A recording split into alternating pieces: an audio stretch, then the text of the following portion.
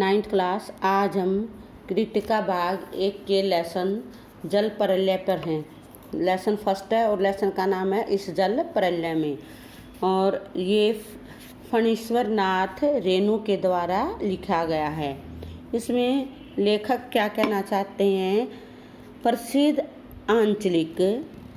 आंचलिक कथाकार श्री फणीश्वर नाथ रेणु विचरित पाठ इस जल प्रलय में जो वस्तुत उनका एक रिपोर्ट है, उसमें लेखक ने 1967 ईस्वी में पटना शहर में आई बाढ़ का सजीव परंतु हृदयग्राही वर्णन किया है। पटना शहर की इस बाढ़ के वर्णन के साथ ही लेखक ने इससे पूर्व भी अनेक क्षेत्रों में आई बाढ़ का भी समर्थी रूप में जीवंत वर्णन किया है।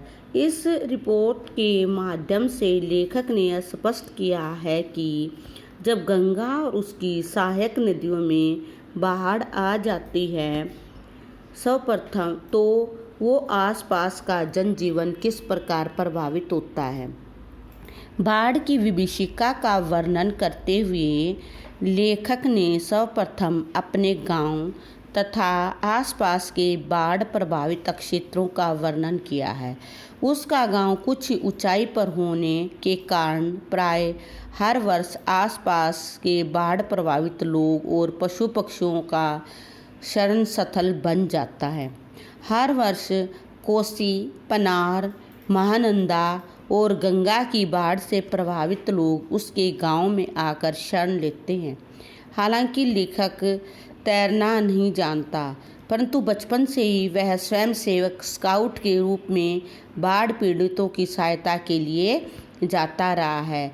अपनी लेखनी से अपने गांव के आसपास आने वाली बाढ़ के विषय में तब वह बहुत कुछ लिख चुका है, परंतु अब अर्थात 1967 में पूर्व तक वह स्वयं कभी बाढ़ से प्रभावित नहीं हुआ। अब जबकि लेखक पटना शहर का निवासी है, इस वर्ष पहली बार बाढ़ से प्रभावित हुआ है। पिछले 18 घंटों के अविराम वर्षा ने पटना शहर के अधिकांश इलाकों को अपने पानी के सामने मजबूर कर दिया है। लेखक बाढ़ का सामना करने के लिए अपने घर में तमाम तरह के प्रबंध कर बाढ़ के पानी अपने घर तक आने का इंतजार करने लगता है। शहर में जगह जगह बाढ़ का पानी भर जाने की सूचना उसे मिलती रहती है। वह रिक्शा पर बैठकर बाढ़ का दृश्य देखने के लिए कॉफ़ी हाउस की तरफ चल देता है। जिस समय लेखक बाढ़ का मुआयना करने के लिए जा रहा था, उसका एक कवि मित्र भी उसके साथ विभिन्न वाहनों पर बैठकर लोग पानी देखकर लौट रहे थे। सब पूछ रहे थे, पानी कहाँ तक आ गया?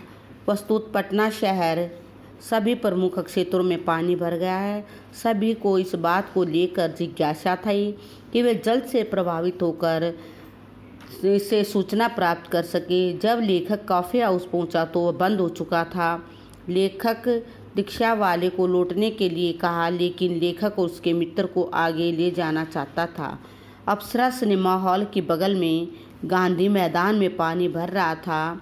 हरियाली पर धीरे धीरे पानी फिरता देख लेखक को एक नया अनुभव प्राप्त हुआ। उस समय अधेड़ गंवार व्यक्ति ने जोर से कहा था, जब दानापुर डूब रहा था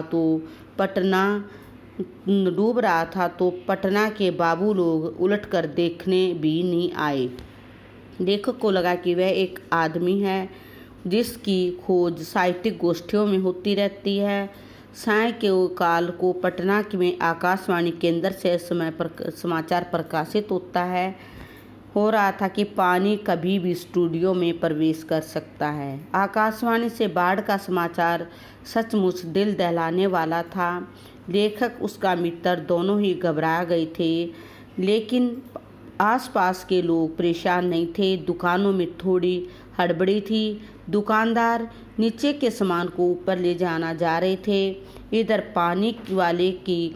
पान वाले की बिक्री बढ़ गई थी। लेखक उसका मित्र राजेंद्र नगर चौराहे पर गए, जहाँ पर मैगजीन कॉर्नर की आखिरी सीढ़ियों पर पत्र पत्रिकाएं पूर्ववत बिछी हुई थी। लेखक ने सोचा कि एक सप्ताह के लिए कुछ पुस्तकें यहाँ से ले ले, लेकिन कोई निर्णय नहीं ले पाया। उधर बाढ़ लगातार बढ़ रही थी।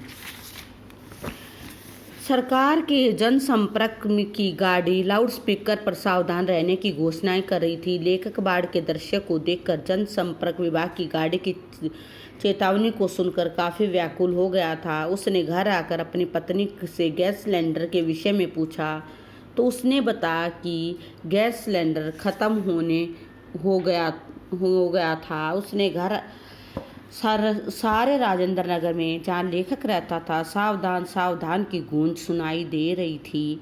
लेखक को फ्लैट के नीचे के दुकानदार ने कागज इकट्ठे करके अलाव सुलगा दिया था, जिसमें लेखक के कमरे में धुआं फैल गया था। सारा शहर जग रहा था, परंतु लेखक व्यर्थ में सोने की कोशिश करने लगा था। उसे नींद तो नहीं आई, अपितु 1947 व 1949 की बाढ़ के दृश्य की याद आने लगी। 1947 बाढ़ के लेखक अपने गुरु सतीनाथ भादुड़ी के साथ गंगा नदी से प्रभावित लोगों के राहत कार्य में सहायता देने गया था। 1949 की इस बाढ़ में लेखक महानदी की बाढ़ में गिरे वापसी थाना के एक राहत कार्य में गए थे।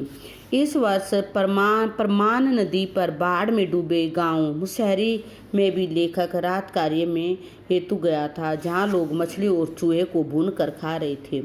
1937 में लेखक एक बालचर, जिसको बॉय स्काउट भी कहते हैं, उस समय उसने सिमरवनी शंकरपुर में बाढ़ के समय होने वाली नाव की लड़ाई भी देखी थी, जो इस समय याद आ रही थी।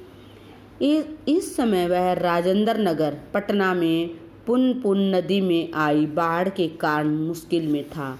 रात के लगभग 2:30 बज गए थे, लेकिन लेखक के फ्लैट के पास अभी तक पानी नहीं आया था। लेखक सोचने लगा था कि पानी यहाँ तक आकर बंद हो गया। इंजीनियर तटबंध बनाने में कामयाब हो गए थे या कोई दैवीय चमत्कार हो गया था। चारों ब्लॉकों के फ्लैट रोशनी बार बार बुझ रही थी। लगता था कि सभी लोग जाग रहे हैं।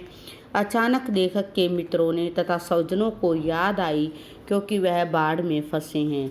टेलीफोन डेड पड़ा था, इसलिए उसने संपर्क साधना संभव नहीं था। फिर भी लेखक को लगा कि कुछ लिखना चाहिए। जब लेखक ने लिखने की प्रवृत्ति प्रबल हो उठी, तब उसे याद आ कि वह दृश्य दिखाई दिया जब बाढ़ के पानी से घिरी हुई आसन पर सवार महिला और उसकी टकटकी लगाकर देख रही थी। लेखक जल्दी ही यादों को भुलाकर आंखें मूंद कर सफ़ेद भेड़ों के झुंड को देखने की कोशिश करने लगा और सो गया। सुबह 5:30 बजे लोगों ने लेखक को झकझोर कर जगाया। लेखक ने देखा कि वहाँ बड़ी तीव्र गति से झाग और फैन से भरा बाढ़ का पानी आ रहा था। घर की दीवार पर पानी में डूबती जा रही थी। लेखक की इच्छा होती है कि उसके पास कैमरा या टेप रिकॉर्ड होता तो इस बाढ़ के तांडव को अपनी स्मृतियों में सुरक्षित कर लेता। लेखक ने बाढ़ को तो बहुत देखी, पर यह जल प्रलय था। लेखक देखते ही देखते गोल पार्क में डूब गया। हरियाली लुप्त हो गई, चाय वाले की झोपड़ी चली गई, सब कुछ जलमग्न हो गया था। अंत में लेखक कहता है कि अच्छा है, उसके बाद इस दारुण्य दृश्य का अंकन करने के लिए कुछ नहीं बचा। एक कलम थी, वह भी चोरी हो गई। बाढ़ का सब कुछ निकल गई। लेखक स्वयं को बेसहारा और लाचार अनुभव करने लगा। इस लेसन में बाढ़ में हुए जन धन नुकसान के विषय में भी बताया गया।